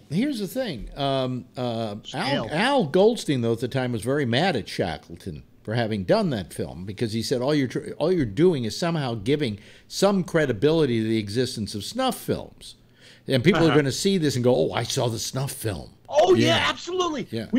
My girlfriend and I were in an Italian restaurant down in Little Italy one night, and there was two couples sitting at a table a little way away from me, and the guy is going on about how I saw it. I called the police. I wanted them to investigate. That girl was definitely killed. There's no way. And I'm choking on my spaghetti. And the fact was, not to laugh in his face. The fact was that for whatever he did in that film, other people came along later, like Wes Craven, and did better. Oh, much better. If you look at that film, for instance, when they cut off her hand, it was a phony arm attached at the wrist, and the guy had his hand over her wrist, and they cut here, and it was full of offal and phony blood spurting out. Yeah. But in the meantime, this guy's hand is still there. The hand is cut off, and it's still doing this, which a human hand won't do. Yeah. Well, the thing is that it's strange, but in that period of time, a guy who was working in the porn business was a guy by the name of Wes Craven. They should have hired him to do it. No, they hired the guy who actually directed it was named Simon Nocturne. There are many sites on the internet that cite me as the director. I had nothing to do with it except that I rented my studio to them, and I performed the duties that a studio manager would have performed. You know, I made sure their lights were set and things. You know, they had all their equipment. You know, I did not direct, or have anything to do with the direction of the film. I do have a bunch of stills, though. Yeah. So anyway, it was quite a story, that whole thing. But you said you chose to do comedy, and I think sex is fun, and my movies represented that. Well, I can't. Did you ever do a serious one? I don't think you ever did a serious one, did you, You left that to Damiano. Say again, Damiano? I say, I can't remember you doing a serious film. We left that to Damiano. He was always trying to make the arty films, you know, Devil and Miss Jones. And Chuck Vincent. Chuck Vincent and I got into a big argument one night at a screening because he thought that I was cheating the public because I wasn't taking sex seriously. And we were both drunk, and we had this evidently loud argument out in the lobby of the theater, which people came back to us later. And I later called Chuck to apologize, and he said, "I don't remember. I don't even remember." I did something. The damn discussion. I did something. Part of the show. I did something, Mal, which I, to this day, feel sorry about having done. But somebody had to do it. And the porno business, the Adult Film Association, has never called me to give me an award or anything for this. But I was, if you may remember, the first person ever to produce hardcore porn on videotape. I decided this would be a cheap way of doing. We did a thing called Midnight Blue Uncensored. And was the Spermathon hardcore? That was part of it. That was part of it, yeah. Yeah, you gave me a copy of that. Yeah. I don't have it anymore. Yeah, but that was, to my knowledge, the first time a film, basically a film, had been released being shot entirely on video, because I told the distributor, which were the guys who owned the World Theater, what was their names? Who remembers? It was 40 years ago. That we could do it. We could do it for $300. which is basically just we had all the equipment. I made videos. I was one of the first that also made videos. Yeah, but they weren't that cheap. Yeah, well, this was really cheap. Okay, and $300, and they said you can't, and I said I will, and we delivered to them a finished product, and they went wow, and from then on, all of a sudden people started doing shows, videos. But to my knowledge, it was the first one ever produced on video. Well, like with the Spermathon, those people work for free, right? Well, that was covering a real event that actually happened. Yeah. Oh, what was her name? The girl. Oh God, she did like 100. Yeah, I knew her. Tara Alexander. Tara Alexander. Yes. And Susan was the not the MC, but she had a microphone. I saw one scene where she dove in and tried to get commentary. My ex-wife, yeah. But it was we did it at Plato's Retreat. Plato's, yeah. And Tara and her husband and I went out to eat afterwards. She was still hungry. Anybody have any questions to ask? I noticed that Brian is kind of falling asleep. Plato's was where Bette Midler and no. It was called the Plato's. It was a sex club. That became Plato's. It was swingers club. It was the Ansonia Hotel Baths, wasn't it? That was the original Plato. Yes. Yeah. And then the when baths became Plato's. And then they moved from there down to 4th Street, and they were there in 34th Street for years. Yeah. My ex-wife, Baby Doe, used to appear there on Monday nights. Yeah. Because they let single guys in on Monday nights, so they had adult entertainment. Well, what they did is they would allow women in, because and they would in the early days when it was a male gay sex club at the Ansonia Hotel before it became Plato's. They would allow women in on weekends so they could see Bette Midler, who used to be playing there. Right. Yeah. So that's how you got to do it. Any questions, Brian, about this? But Baby used to appear there every Monday. Yeah. So we got in. We lived on 29th Street. Yeah. So we used Plato's as our health club. We'd go in and have steam and have the buffet and lock ourselves in a room and sleep. It was because we got in free. Brian, any questions? We also did a few other things. Brian, any questions about these halcyon days? He's not interested because it's not gay porn. Well, he's younger than everybody. I worked on one of the most expensive gay porns ever made. Really? Yeah. Called Centurions of Rome. It was probably the worst gay film ever made. It was made on money stolen from the Brinks robbery. You mean the one the one they did the Goodfellas about? Lufthansa, right? No, that was the Brinks. The Brinks. No, this is Brinks in I think it was in Boston. Yeah, it was Boston Brinks, and one of the guys who got part of the money invested in this film called Centurions of Rome, and it was the most expensive gay film ever made up till that date. Yeah, and it was terrible because there was so much blow on the set. Everybody was stoned. The guy must have bought pounds worth, and everybody was stoned out of their minds. Now, did you? Nobody could get a hard on. I mean, this is supposed to be a hard-on gay film, and none of the guys could get it up for another guy. When we edited it, when I wound up as an editor on it, I didn't have anything to do with the shooting of it. Yeah. But we used to call it the Centurions of Bayonne because it was so bad. What? There were some terrible. Also, in the Rialto Report also has a podcast on it. Yeah, I really recommend any of your watchers to try and find the Rialto Report. Yeah, it's on iTunes. Just the Rialto Report. It is really It's a very studious, very well documented piece of work. I mean, when they did the thing on me, some people will do things about something I've done, and then I'll sit there and I don't even want to listen to it because I know it's just going to be wrong. Okay. And they did this thing on Midnight Blue, must have been 45 minutes to an hour. And they used some of the stuff that I did on my Life in the Passing Lane about Midnight Blue. And they were 100% accurate about it. There wasn't anything that I had an argument with. No, they're very meticulous in their research. Yeah. Like I say, I did like the 3rd podcast for them. I could never figure out with April and her husband, whose name eludes me right now. Oh, he's gonna kill me.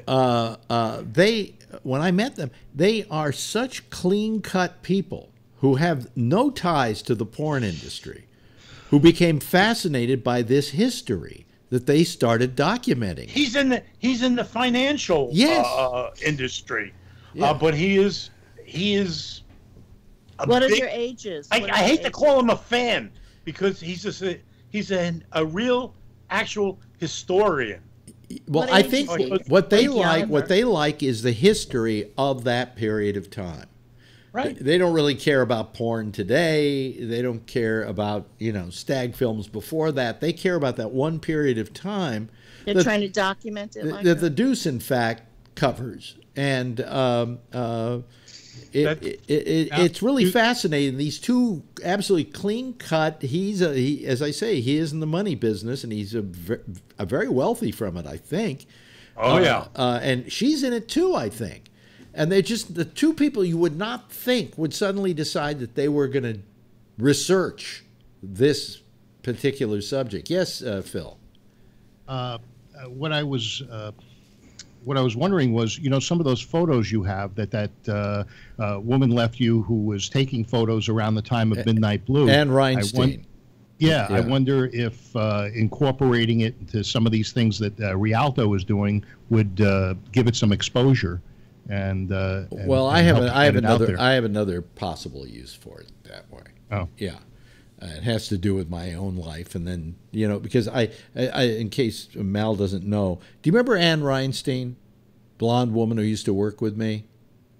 Vaguely. Yeah, she was always shooting whenever I was shooting, and so I've got she died and she left me and another guy all her photographs.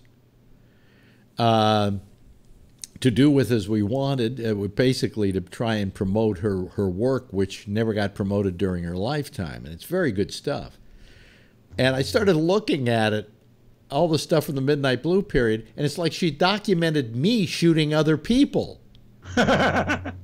So I figured maybe I have a use for it, that I may do a short documentary on the Midnight Blue period, and I've got it all documented in these photographs.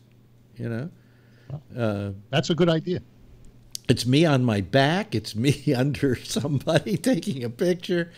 It was all very, very odd and unusual positions to take those pictures and to take that video. But it's pretty neat that she got the other end of the camera. That's great. I have like 3 pictures of me from my entire career. Yeah. Except for the ones when I was an actor. Yeah. Which I really don't pass around much. So what do you do these days, Mal? I screw around on the computer. Yeah. I spend a lot of time in chat sites. Yeah. Hitting on foreign women. I have a lot of girlfriends. Unfortunately, they're all halfway across the world. Well, the difference is they used to be imaginary, and now at least you have a photograph of them. I have a photograph, not necessarily of them. So, what I would do is bring this right up to what we normally do here. Are you bothered by the politics you see around you today, Mel? Oh my God. I'm scared shitless. I'm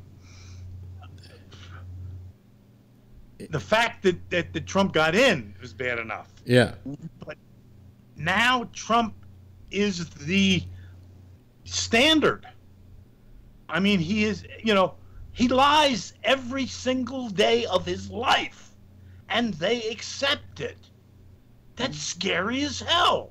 By the way, the guy you're in the frame next to you on my computer is one of those people who gets suckered in by this asshole. Let me ask you this. The Kool-Aid. Let me ask you this: is he reminiscent of people you used to do business with? In other words, no. Wait a minute. Compared to him, they were very ethical. They were practically saintly. Well, wait a minute. I'm talking about You're talking about. You had to deal with those guys in order to get of course I did. Your films Everyone out. did. Yeah. That's does where he they laundered their money in those days. Does he remind you of a mobster? No. No? He hasn't got the balls. Well, Stormy Daniels can attest to that. Putin has him by the short hairs and is never going to let go. Yeah. Phil's chomping at the bit to say something here. Not really. You know, I figure if you want me to comment, you'll ask me. Oh, yes? Since when has that started you? Well, since when have you waited for me to ask you? But I really believe that this Supreme Court debacle is going to affect the midterm elections. Yeah. Overflow. Yeah. I mean, there are more women running than ever before in history. I think the Democrats are going to sweep both the House and the Senate. I hope you're right there. And I really think they're going to. Are you drinking something or is it drugs? No, it's just hope.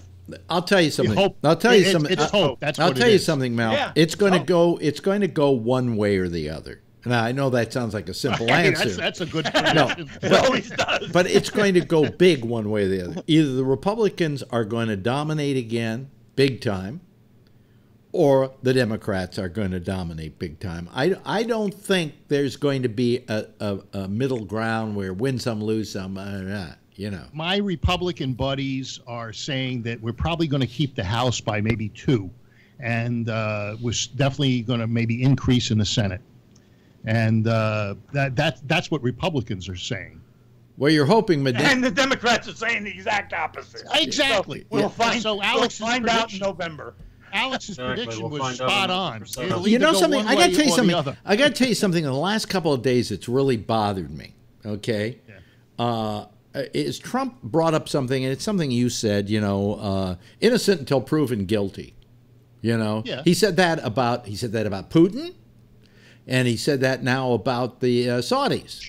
Guys, innocent until proven guilty. It's amazing that he has come to that determination. Do you remember, Mal, when Donald Trump... Wait a minute. Well, yeah, and I would agree with you. Innocent until proven guilty. However, Donald Trump didn't live by that when he was vilifying the Central Park Five.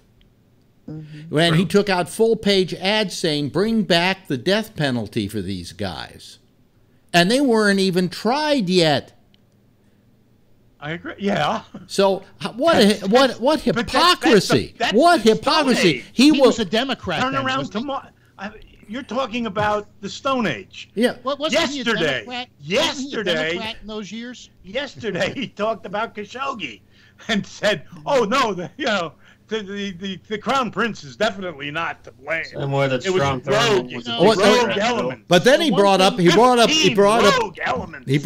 innocent until proven guilty. Remember, that's what we live by. No, that's not what you live by, Donald. With the Central Park Five, you remember it, don't you? I remember it. Yeah, you remember it. You remember it, don't you, Jeff? And how he took out a full-page ad, I think it was in the Times, saying bring back the death penalty so we can get these guys executed. I don't remember. And they weren't even. I like the idea. And they weren't even on trial yet, Phil. Right, and then later on they were acquitted years later. He was Citizen Trump at that time, and most likely a Democrat. But this whole concept that we should believe in innocent until proven guilty, I mean, he went completely against that. Well, you know, people are allowed to change. But what I do like is on the Saudi thing, he's not rushing to judgment. What he's doing is saying, hey, look, do the investigation. we do have a lot to lose. Phil, oh please, financially. Phil, what do you think? Maybe Khashoggi is out there floating on a boat in Capri. What? No, he's now kibbles and bits. Come on, he had a watch that broadcast his death. How much more proof now, do if you need? believe that, Yes, I got do. a bridge in Brooklyn, and I'll tell you why. It's funny that it happened.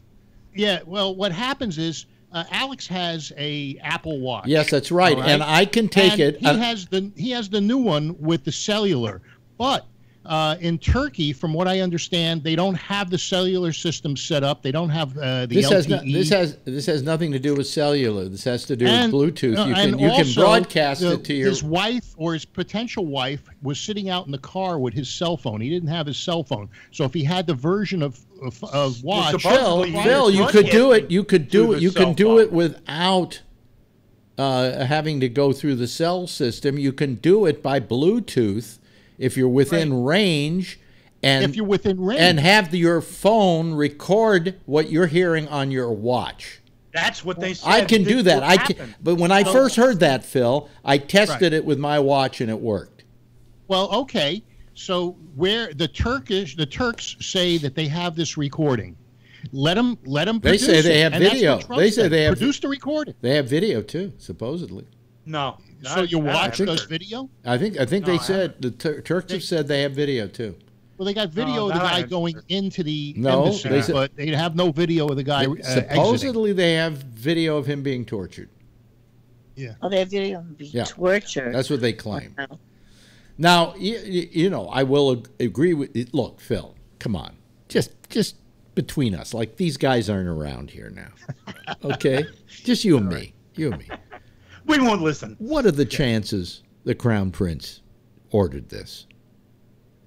Pretty good. Okay, thank you very much. Okay. I tell you why. This Khashoggi guy was associated with the Muslim Brotherhood, number one. Number two, there are people. Hold it. Listen to me. There are people trying to get rid of this Crown Prince, and the reason why is that they don't like the fact that he is pushing out Sharia law. They don't like the fact that he's allowing women to drive. They don't like the fact that he's westernizing Saudi Arabia. And so you have all of these. They also don't like the fact that he threw all these other guys into a hotel and tortured them till some of them died. Because they were all corrupt. So yeah, right. So what's happening? He's not. He wanted what they had. He wanted what they had, Phil. He wanted what they had. No, he was given what they had. No, his father or his uncle. First of all, it's the first time I've ever heard anything about Khashoggi being in the Muslim Brotherhood. Where did you get that one? Rush Limbaugh. Oh, Ashley. The bloated temple. April and Ash. Ashley is the name. Ashley. April and Ashley. The Rialto report. This is how. April and Ashley West. This is how old people remember things. It just sits there for a while and it ruminates, and then It had to start way back here. So, Alex, you make it all the way to here. Yeah. You would agree that Rush Limbaugh probably vets his sources a little bit, and he's a good broadcaster. Right? And no, I don't believe he vets his sources. No. Well, I believe he's a good broadcaster, or he used to be. He's not as good as he used to be. Well, he's deaf. But I'm talking about one. Like I could be a violinist, and I could watch another violinist, and he might be a Nazi, but I'd have to admit he was a good violinist. Okay. Maybe a good Nazi. All right. But so I'm one broadcaster saying that Rush Limbaugh is a good broadcaster, as a broadcaster goes, but he's... Okay. You would agree that the Crown Prince is doing things in Saudi Arabia that go against the grain of the hardliners. Well, yes, but he's doing a lot of stuff that's very, very terrible, too. He's been killing whole populations of people. Whataboutism. Okay. No, it isn't whataboutism. This is the truth. So, I'm not saying this. He gave women the ability to drive, but on the other hand, he goes to war against countries and kills women and children. Okay, so I guess, but he lets women drive. Yeah, well, it's the devil that is the worst one. He's against Iran. He's and of course he had absolutely nothing to do with 9/11. So we. I'm sure, but you know what the problem is that he's pushing out the Wahhabis. He is not sanctioning them the way they've been sanctioned for 40 years in Saudi Arabia, and it's the Wahhabi sect that is doing the terrorism and the hate and the things. So what's happening is he's pushing against these guys. Did you previously tell me that he was a Wahhabi? No, he's not. I don't know if he's a Wahhabi, but he's. Oh well, you don't know if he's a Wahhabi. Is he a Wahhabi? I don't know.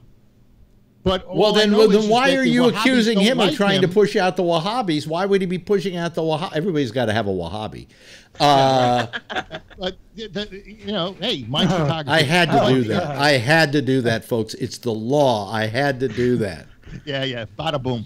So anyway, I can see that there's a possibility that these people want to discredit the Crown Prince, and they have done a good job of neutralizing this guy in the eyes of the U.S. government as well as the rest of the world. So by killing Khashoggi, they have essentially sterilized or silenced the Crown Prince. So, maybe that's what's going on. Phil, why don't you just go on the assumption he probably had this guy killed? They killed Khashoggi to quiet the Crown Prince?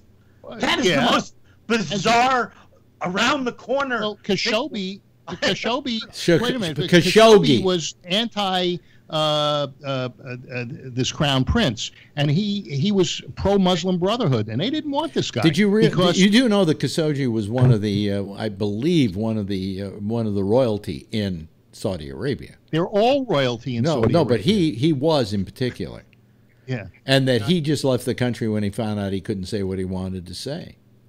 Right. Yeah. Became a reporter for an American newspaper. Well, I had a friend that was one of the 3,000 princes back in the early 70s. He Faisal Al Saud, but he wasn't the main Faisal Al Saud. And he had slaves. He was the other Faisal Al Saud. Oh, there's 3,000 of them.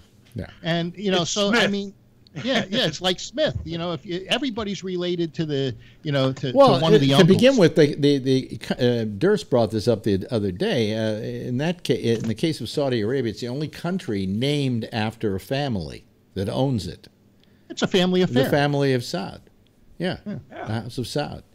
Now they've been around since what? 1927. Oh, when did I Saudi Arabia? I think longer than that. Yeah.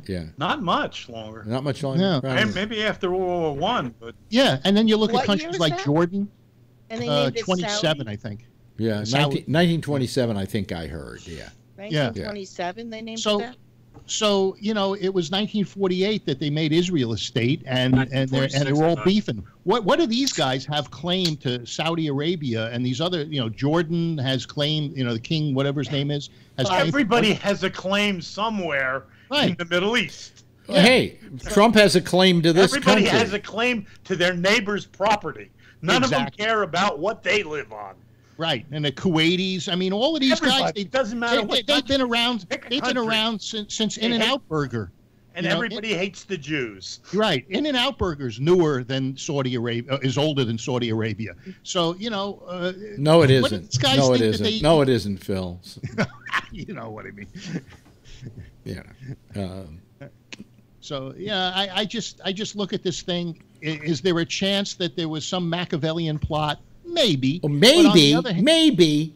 Come on, Phil. Maybe is for babies. Maybe is really minimizing this. I want to change the subject. Yeah, okay. I want to put in a free plug for a restaurant. There is a sub shop called Jersey Mike's. Yeah. I have just discovered.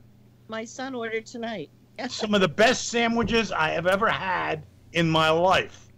I mean, they just opened one here up close to me. In the Poconos? Yeah, in the Poconos. Better than the Carnegie Deli?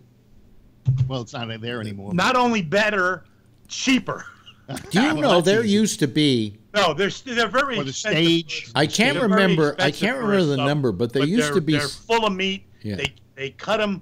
They cut the meat right then and there, fresh. They have an incredible selection. I'm addicted to their roast beef and cheese sub. Hey, Carter, nobody beats Mike's meat. Yeah. Yeah. There used to be, I don't know if I've got it right, but there used to be in New York City close to 3,000 delis. Do you know how many there are left? There one or 3. It's about 3 or 4, and that's it. Yeah, I believe it. Here in Manhattan, we don't have the Carnegie anymore. We don't have the Stage. We still have Katz's. You know, What, Second Avenue moved. And Zabar's is a market, right? And you got the one on Second Avenue Deli, the Second Avenue Deli, which is not on Second Avenue. Second anymore. Avenue Deli. I can't think. It's a tourist trap. Katz's. They're lined up. No, it's down on Canal Street. Canal Street? No, I think you're thinking of Katz's because I lived right next to Katz's and it was on Houston. Is it on Houston? Yeah. I don't know. It's so long. Yeah. I mean, right down the street from you. Right. $17 Yeah, that's it. That's it. Okay, that's the place. That's where I got to admit, it's almost worth it. That's where my son's brought me back from New York. That's where the scene in When Harry Met Sally was filmed, where she says, "I'll have what she's having." I don't know why I remembered it as Canal. You're right. Yeah. You know, there's some good delis. Yeah. There's some good delis around the country. In Studio City, there's Arts Deli. You probably got more delis in San Francisco than you got in New York City. We got a Vinny D's up here in the Poconos. That's actually see on this show, folks. It either comes back to one of two things: deli. either medicine or food. You know. You know what I had last night? I went to Italy. It was one of my little pleasures every now and then. Go off my diet for one night. Ravioli at Italy. The little agnolotti, I think it's called. They're the tiny raviolis, and then I get the prosciutto raviolis. And when we came home, and we pigged out.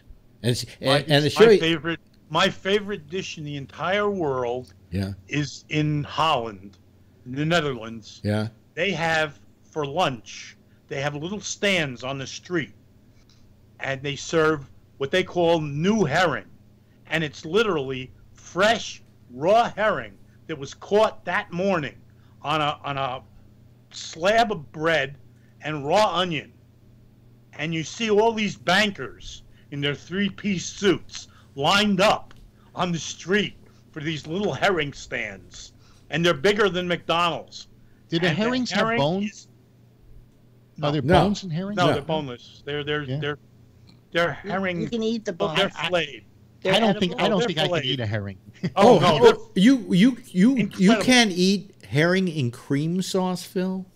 No. Oh my God, Phil. Jeff, tell him what he's missing, Jeff. Turn on your mic, Jeff. What? Tell him what he's missing. You gotta have it for breakfast. That's where you start. Breakfast, lunch, dinner. Wow. I have a jar of that in my refrigerator 7 days a week. Yeah. Unfortunately, one jar will only last me one sitting. Yeah. Wow. Yeah. It's good because stuff. I'm a pig. It's good stuff. Someone told me to have that for New Year's for good luck or something. It was disgusting. In Sausalito, they fish for herring there. There's a herring season. Oh yeah. Yeah, right in the bay. Really? Yeah. Herring is a big fishing item there. It's very big in the Netherlands. Yeah. Also, pauling, which is smoked eel. They sell in the bars. They're like Slim Jims. I've had unagi. They come through with these long sticks of smoked eel, and they sell them. And you sit there drinking and eating these eels. And it sounds like I know Brazilian it sounds so. Now wait a minute, Carter. Hey, you've had some heart problems, haven't you? Yes. Heart issues. Is that it could have something to do with the herring? No. Oh, Come okay. on, that's fish. Probably That's good for you. Great. Yeah. By the way, to Probably show high in you our omega panel, 3s. folks, 3 people here have had heart problems on the panel tonight. So. Had. Had. You know how many pills I'm on to convince my body that I didn't die? I eat more pills for breakfast than I do food. Hey, they stuck garden hoses in my arteries. You know? I died on the table on my 3-hour triple bypass. Yeah. Wound up being 10.5 hours on the table. They liked you. Wow. And Jeff, what have you? I didn't know about it till 2 days later. Jeff, what have you got? You've got a pacemaker, right? No, I don't have. No. He has a pacemaker. Jeff has a pacemaker. You gotta have. He's got a pacemaker. He's got artificial valves. He's got. He's got a pacemaker that sends a signal to his phone that calls his doctor. Huh? No, I do it all natural. You do it all natural, right? My pumping action is 45%, which is the very low end of normal. Even though I've had so much heart problems, my heart just keeps pumping. You know what along. I can't figure out? I got this Apple Watch, right? And I go to the gym and I start pedaling away, and I'm pedaling for about 25 minutes, and I look at it, and my BPM is only 99 or something like that. And I'm thinking my heart should be going like a bunny rabbit. What's it start out at? Huh? What's your resting? My resting is somewhere in the 70s. Then you're exercising often enough. I Turn guess. up the tension. I guess. I don't know. Maybe I better try for an hour on that bike next time. I exercised. I think it was about a year ago Thursday. Well, I do. Hey, listen, I do 100 sit-ups every morning. It takes me that many tries. It takes me that many times to try and get. Why did you ruin my joke? It was too Why easy. did you jump in and ruin the joke, Mr. Hero? All right.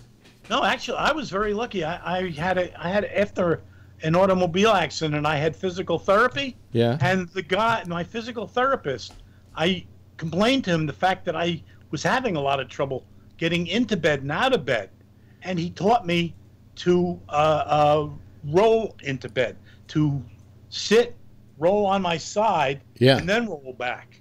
And same way to get out of bed, roll on my side, and then come up. Yeah. And removed a lot of the pain, a lot of the trouble getting in and out of bed. You know something, folks? You know you're getting old when you got to be taught how to get in and out of bed. Exactly. Hey, but I'm still here. He's still here. He's still here. Still here. And a lot of great stories to tell. Have you ever thought of putting this into a book, Mal? Unfortunately, because of that episode with my bypass, I have black holes in my memory. Really? I wrote about 3/4 of an autobiography and realized that there are just portions, years, that are totally black.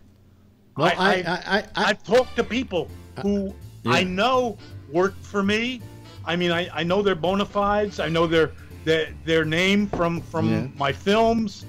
I have no memory of ever meeting them. Really? I have no memory of them ever working for me. I did my life story as a narrating it and talking about it, and I found that I had to call people and ask them some questions about when certain events took place because I couldn't remember them. And I just have literally black holes. Yeah. It's not that I can't remember; they're just not there. You're an old fart. That's why you're an old fart. Look who's calling an old fart an old fart. Now it's getting worse. Hey, listen, we got to go. There's the theme playing under us. Mal, always great talking to you. I call him Mal, isn't it? Carter Stevens, ladies and gentlemen, a legend. That'll do. That's my real name. I don't keep it a secret. Oh, you never did. You never did. That's what I always liked about you. You never had a nom de porn. You were just your Mal. But my last wife called me Carter. Oh, I see. Okay. I mean, after all these years, I do answer to it. By the way, that's Phil there. Thank you so much, Phil, for having joined us tonight, as well as Charlene Martinez. Brian, nice having you on, and Jeff, nice having you two on. Didn't get to say much, but I think we heard some interesting stories out of Carter. Good night, all. Thank you all for joining Good me. night. Give everybody, give them a big wave goodbye, would you, so they can see you go away. There they are. Okay, that's it for tonight, folks. That's our citizen panel. That's the way the Rumble goes. And if you stay tuned, you're going to get the intersection with oh God, I call him by the name I know him best as by Jack Bishop, and the intersection. And then at 1 o'clock this morning, it's Connections. Coming to us out of Florida. That's at 1 o'clock Eastern Daylight Time. Tomorrow night at 9:30 or so, I'm told. Damien will be here with the exchange, and then tomorrow night at 10, I'll be back here again. Same time, same station in life. In the meantime, if you see her, tell her I love her, okay? Bye-bye.